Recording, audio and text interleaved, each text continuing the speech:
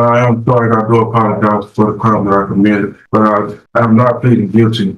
He's got a funny way of showing how sorry he is by the way he's acting in jail. You're smoking an average of 5 marijuana cigars a day. You're making bad choices all the way around. Plus, you're high as a kite. Shooting to death of a person.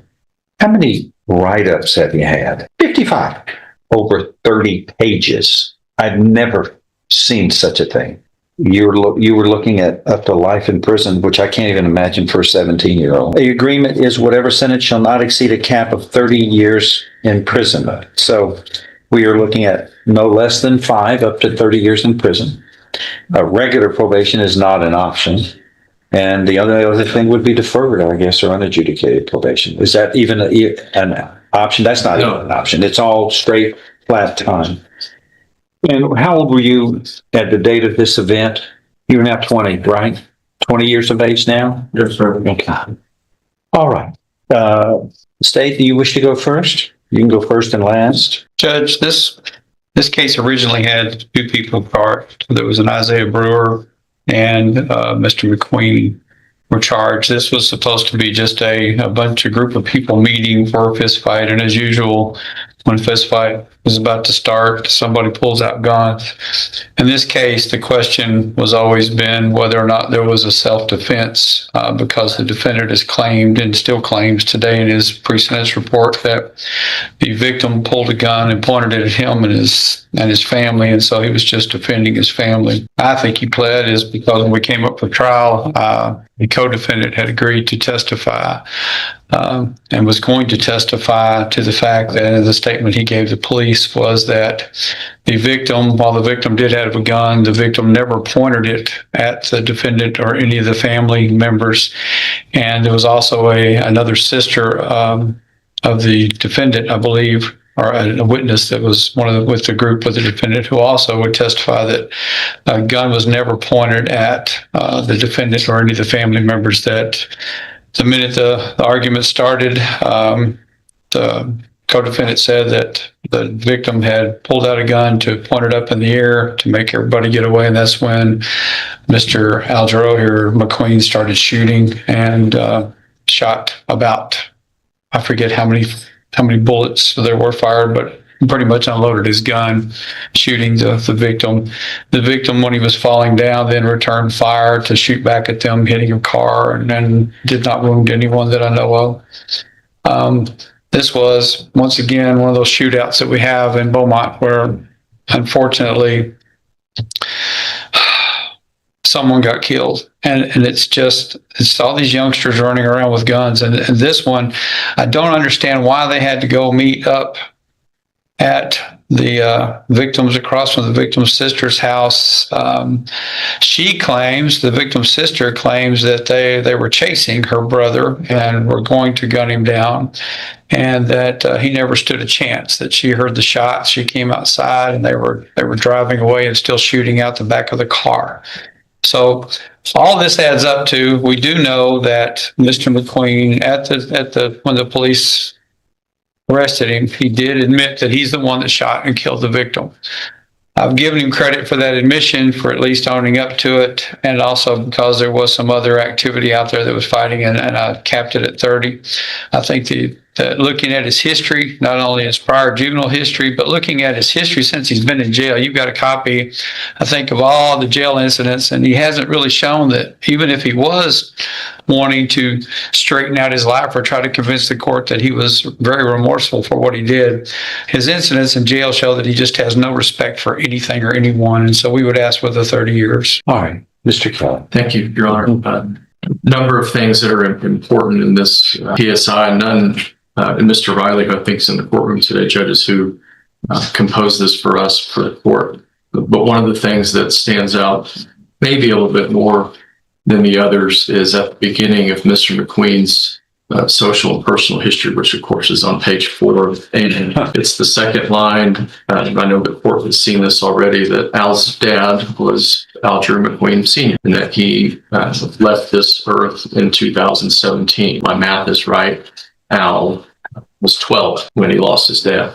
I've thought about that through the course of this case, and certainly since we got this. What year was that?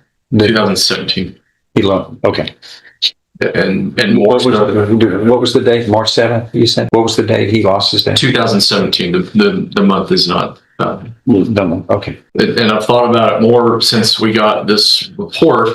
Maybe not fair to put myself in his shoes, but as a human being, you can't help that. And when I was 12, my dad was my hero. What your life looks like had you been born into different circumstances or had different circumstances. And it's not a completely apt comparison, but hopefully those of us that hard cases in here every day can at least have an awareness of that. And one of the reasons that it's important is that the court has looked at the pages before that, and Mr. Laird is correct, and he notes some of the issues that Al had as a juvenile, and they line up with those same dates. That's where this thing kind of got off the rails a little bit. Mr. Laird and I have that conversation. The court says it on the record a ton, and whether you want to call it science, whatever it is, those two things go together. There's zero question about that. Those two things go together, and those events, Mr. McQueen Sr. leaving the earth and the beginning of these issues, they're not excuses. And Al's going to talk in a minute. They're not excuses, but if we're going to say that a pre-sentence report is at least more than a snapshot of a background, then we have to be fair enough to take those things into account. One of the other things that we mentioned, and the court looked at our letters that are included in our memo to the court, but one of the other things that we mentioned is it's not to devalue anything, but this is, and again, I think Mr. Laird said it exactly accurately. It is tragic in the classical sense that life could be treated in such a way. And one of the questions that this court asks more often than it probably wants to is, how do you bring a life back? And you can't. And so then the question becomes, what is just? What is appropriate for that family, for the Edwards family? But also, Al's the one standing in front of the court. So what then is appropriate for him to have accepted responsibility? I would supposedly saved a number of different folks that a trial, which would only be a rehearing of those facts of that day. And some of those folks are here today. Some are Al's family members, and some are other folks. But what then is appropriate? I can't tell what is more disheartening as somebody, again, for all of us that work on these kind of cases every day. What's more disheartening is the case where you look backwards and you see a number of criminal episodes that, of course, culminate in a murder, and we all look at each other and say, well, that story wrote itself. Or somebody who hasn't even started life yet and is here already. Not excuses, but they paint the rest of the picture, and they have to be accounted for. I know that the state's position is that some of the credit is in the cap, and I don't disagree with that. We ask the court to take into account everything that we've put into that memo. The folks that wrote letters on his behalf to the court, I can't imagine angst that it causes a mother or a grandmother to have to write a letter to a court in this situation, in the same way that the Edwards family has been dealing with loss for the last 3 years. So too will these folks, in a different way and less permanent. Wouldn't compare those two things. They are facts, but both of those things can be true. We ask the court today, in light of all that, for measure of leniency. Your Honor, I am sorry. I do apologize for the crime that I committed, but I'm not pleading guilty because of someone wanting to testify. It is not scary. I'm pleading guilty because I know I was wrong, and that I could handle the situation different. I'm asking not for the verdict, not only for me, but for my family too. I understand what I did was not right. I can't change someone else's mind if they wasn't out of the situation. I did probably what anybody else would do if their family was in a situation like that. He's got a funny way of showing how sorry he is by the way he's acting in jail. Totally disrespecting people, not following rules, and just wanting it his way. And I think that's been his life. When you look at him, all of his juvenile history, the way that when he gets in trouble, he gets probation, and then he messes up. He violates the court order several times on just a misdemeanor criminal trespassers. There's 1, 2, 3, 4, 5 violations, and that one just in 2018, and he gets probation again for another. And he's got more violations, and he gets a terroristic threat. And he's got more violations, and all he does is he just does it his way, and then thinks saying "I'm sorry" is okay, and it's not. You got somebody that's deceased that's not coming back. By his making a bad decision was not a bad decision. It was a terrible, horrible crime that he committed. So he would ask for the 30. Punishment generally is based upon criminal history and the circumstances of the crime. Also, the court looks at the person's environment, their lifestyle, their choices that they have made in their life. And all of those are compiled very well in a pre-sentence report that the probation office fixes up. Juvenile history that begins in 2017 with being a runaway, then criminal trespass, robbery, runaway, criminal trespass crimes, terroristic threat, criminal trespass, theft, unauthorized use of a motor vehicle. All of these are, even through 2020, unauthorized use of a motor, evading arrest or detention, several pages. And then this event occurs on May 28th when you're 17. The pre-sentence report also states that not only do you have a consistent commission of crimes and illegal acts, but those also include you're smoking an average of 5 marijuana cigars a day. This says from the day from 16 years of age until May 28th when this event happens. I mean, daily.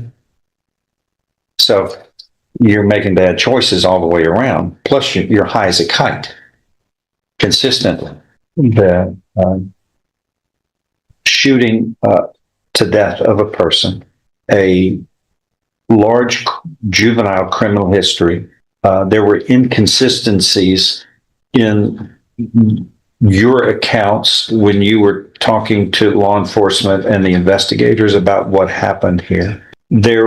This was a shooting that occurred from a plan to meet with people to air out grievances in a way that wasn't going to be using, I thought, and a peaceful means. Everybody seems to have a gun, and everybody you certainly, according to this report, it suggests that you had planned to use a gun, and this doesn't show anything spontaneous. And the self-defense claim is undermined right and left by the facts that are shown in the reports. Then, after this happens, you dispose of your cell phone, clothing, things that you're doing to avoid detection and to try to prevent the trail of the event leading to you, which is consciousness of guilt. And you're placed in jail. How many write-ups have you had for jail behavior problems? I'm going to give you a hint. I'm looking at over 30 pages. I've never seen such a thing by anyone before me with that many jail pages of jail problems. But the way you handled all of this while you were waiting is as irresponsible as you handled the event. It shows such a lack of remorse. It's as though you don't want to do the right thing. Do you know how many write-ups you've had? 55. I've never seen that many here in 18 and a half years. Isn't good. It isn't good. And here you are at 17 and you're taking a life. I've read some letters on your behalf from, it looks like, families and acquaintances. What they say about you, though, is completely different than what this report shows, which are the bad things. You can't be Dr. Jekyll and Mr. Hyde. You can't live, you can, but it's like dancing on a razor blade. It's not safe and it always leads to destruction. But you can't be good and bad. You got to make a choice. Your choices have to be good. This was tragic. And now with all of this, we have a life that was lost that you took that you're going to have to carry the rest of your life. But I don't read anything here. At the end, I don't hear anything about, I'm sorry this happened. I don't see it anywhere. And I guess I'm not surprised, but I don't see it at all. And really, you're admitting you did this and somebody was killed and a life was taken. One of God's creatures was taken, but it's not much of regret. No sign of it whatsoever. Certainly, you hadn't shown that you wanted to make the right choices since you've been in jail. And Mr. Kelly is a great lawyer and is trying hard, but it's hard.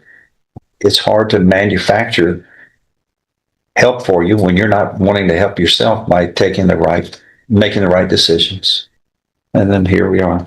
And probation office kind of sums it up in the the report that any leniency, any factors of leniency are may be outweighed by the gravity of the murder, your extensive juvenile record, your ongoing behavioral issues in jail, and the actions surrounding the crime which indicate consciousness of, and the court should consider these factors as well as others presented by the parties. You were looking at up to life in prison, which I can't even imagine for a 17-year-old. Anything else to add by anybody? No. Or anything, Mr. McQueen, you want to say? All right, I am going to follow this agreement, and that he will be sentenced within this. I now find you guilty beyond a reasonable doubt in this case. I'm following this agreement. You were hereby sentenced to confinement in the institutional division of the Texas Department of Criminal Justice to serve a term of 30 years imprisonment as agreed as the cap in this case. You will be given credit for all time you have served. And the judgment shall reflect that a deadly weapon, namely a firearm, was used in the commission of the offense. All right. Good luck to you, and I hope you live better.